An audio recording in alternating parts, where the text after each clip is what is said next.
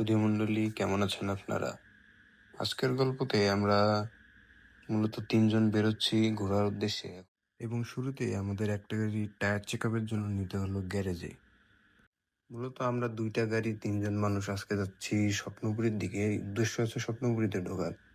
এরই মধ্যে ফুলবাড়ি রোডে উঠে একটু টানাটানি করে আমরা কিছু দূর আগায় এসে একটা ফাঁকা জায়গা দেখে দাঁড়াইছিলাম ছবি এবং ভিডিও নেওয়ার জন্য। কি ঠিক নাই তোমার গাড়ির টান একটু আসতে ওঠে 120 পার হয়ে গেলে 24 পর্যন্ত উঠছে।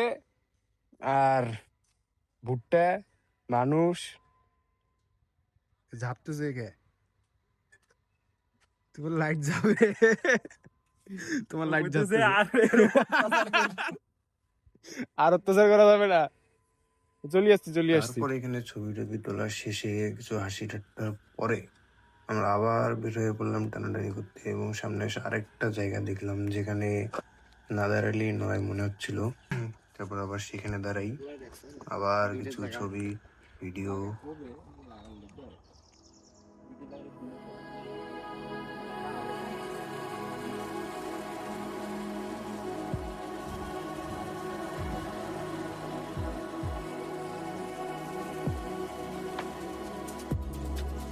এই যে স্বর্গের রাস্তা,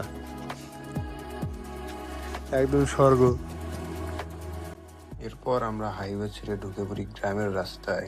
সেখানে ভাঙ্গা চোরা, 2 সাইড দিয়ে আমের গাছ, মানুষ বাড়ি, মনে হয় যে হাত বাড়াই দিলেই আমগুলো ছোঁয়া যাচ্ছে এরকম অবস্থায়।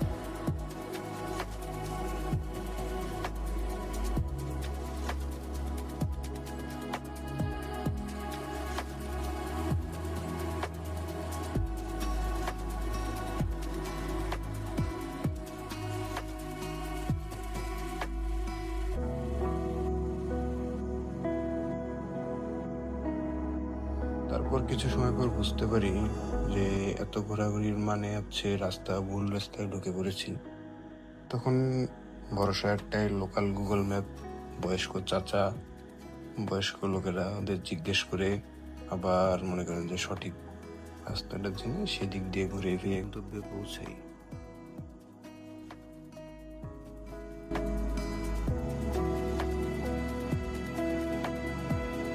গন্তব্যে ঢুকে আমরা 3 জনই হতাশ।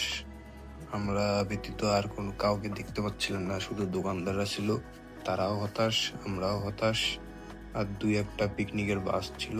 খুব মুশকিলে 2টো কি 3টা কাপল দেখা গেল, তারাও মনে করেন যে একদম জায়গায় জায়গায় বসে আছে।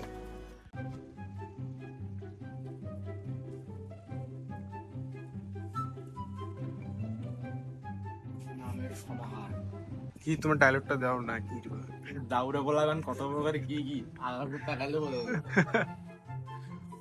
ভালোবাসা তাদের আকাশে, রাহিলা পলাশ, ভালোবাসা আকাশে। কাকির নামটা লিখে দাও। ওটা উঠতে কেমন করে এটা চিন্তা করে নিতো। এটা দিয়ে সরি কি রে ভাই, কি ভালোবাসা তো কঠিন ভালোবাসা। কিন্তু কাকির নামটা লিখতে পারো, কাকি খুশি হবে। এমনি তো ঝগড়া লাগছে না, গাছ লাগলে খুশি হয়। কই লেখা লাগবে? মন লাগা লাগলে হইতো, তাহলে গাছ টাছ লাগবে না। আমার নাই ভাই, কেউ দেখিস না, কেউ নাই। লুকটা পাঠিয়ে দেবো, একদম ড্রাইভে করি সুন্দর করে ক্লিন ফুটেজ।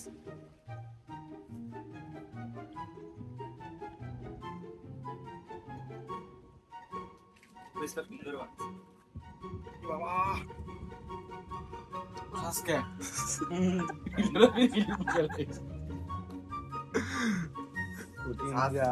নাকে যা লাগে ডাইরেক্ট। তারপর চলতে চলতে আমাদের চোখে পড়লো হঠাৎ বাবু চশমা ঘর, কিন্তু বাবুর আব্বা দোকানে নাই।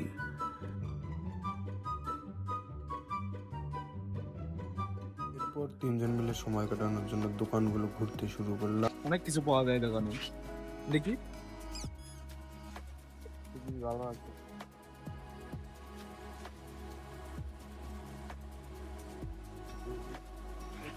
সব দোকানদার হতাশায় মরে গেছে, কিছু নাই।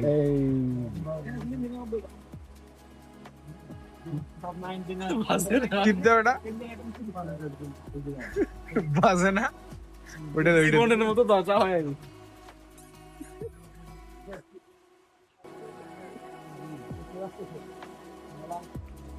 এটার দশা আর আমার জীবনের দশা একই, বাজে না।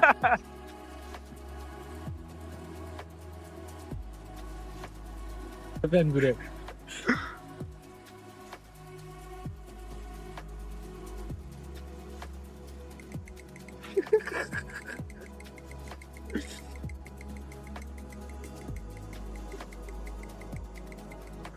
বিবাহিত অবিবাহিত দুইয়ের মাঝখানে।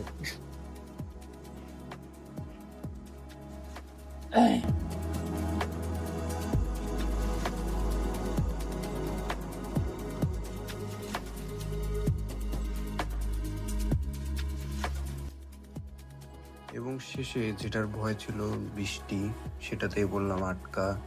তিনজনই দাঁড়িয়ে, কিছু করার নেই, দাঁড়িয়ে দাঁড়িয়ে দেখতেছিলাম। এখানে কোনো গাড়ি পার্কিং নিষেধ, পার্কিং করিলে 500 টাকা জরিমানা। নিচেই পার্কিং। তারপর এখানে ঘুরে মন না ঘুরে ঠিক করলাম যে পাশে বড় পুকুরিয়া কয়লার খনি আসছে যখন, তাহলে সেটাও দেখে যাই।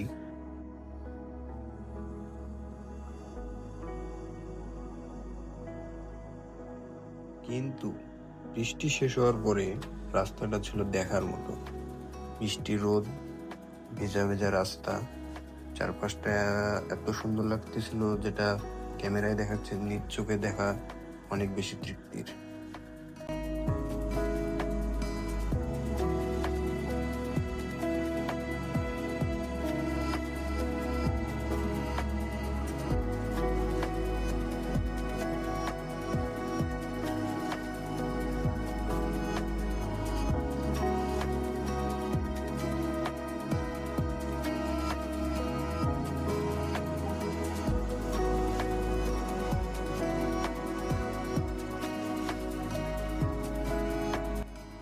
পনেরো 20 মিনিটের মধ্যে আমরা বড় পুকুরিয়া চলে আসি। সেখান থেকে মাত্র 14 কি 15 কিলোর মতো ছিল বড় পুকুরিয়া।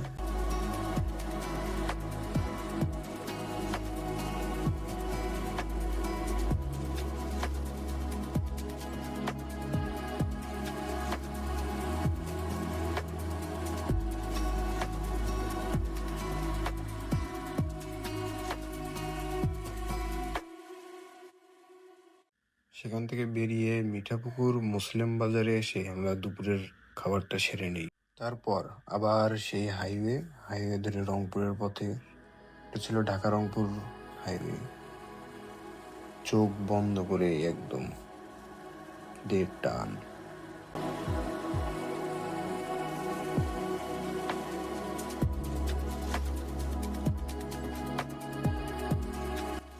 আর বৃষ্টির কারণে ঘোড়াটা মাটি হয়ে রংপুরে এসে দেখি এখানেই ঝলমলে চকচকে রোদ।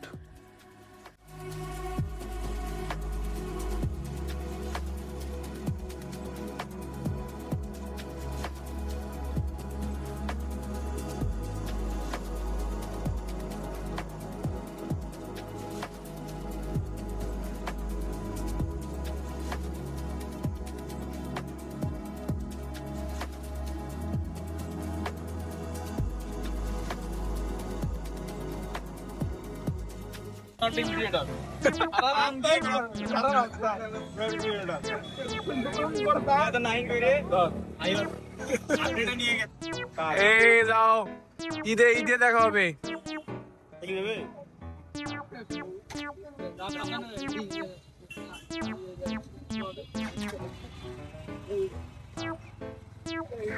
ওই আয়নার মিররটা ঠিক করে নিয়ে এই দিকে যাও এদিকে যাও